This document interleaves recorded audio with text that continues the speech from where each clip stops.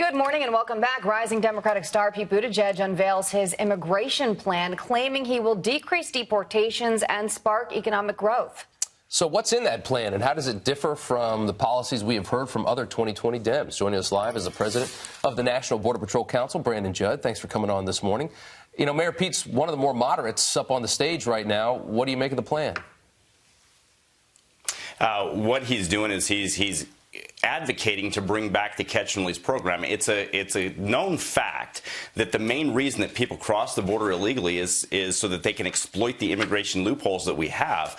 And if you look back at all of the numbers, every single time that we've had a major increase in numbers, it's because the catch and release program has been implemented. Mayor Pete's plan will actually put catch and release on steroids, and it's a very bad plan, and it will cause complete and total chaos on the border.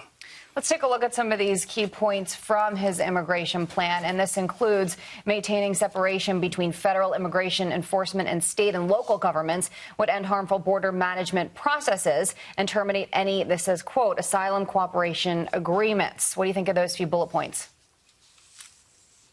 So the asylum cooperation agreements that we currently have, that's what has driven the numbers down. That is what has ended the catch and release program.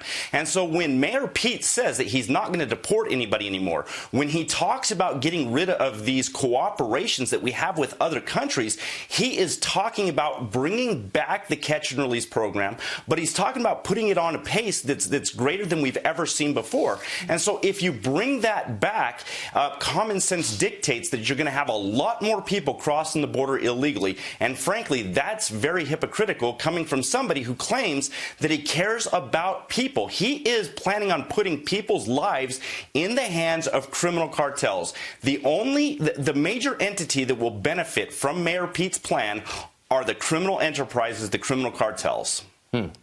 And he also has that separation between the feds and the local enforcement as well, which is basically what we see in sanctuary cities. He wants to have that throughout the whole country. I want to get to one more quick topic here, and that's the Trump administration still trying to build a lot of the wall and to seize some of this private land.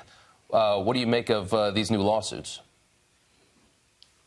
When we look at what he's already accomplished, we're right at about 100 new miles of border wall since he's taken office. And this is after he's already fought through all of the court cases and he's had judicial activism acting against him. And we've already built about 100 miles of wall. Now he's looking at expanding that, and he's using current laws, eminent domain, to try to accomplish that. Again, he's coming through on the promises that he made to the American public to secure the border.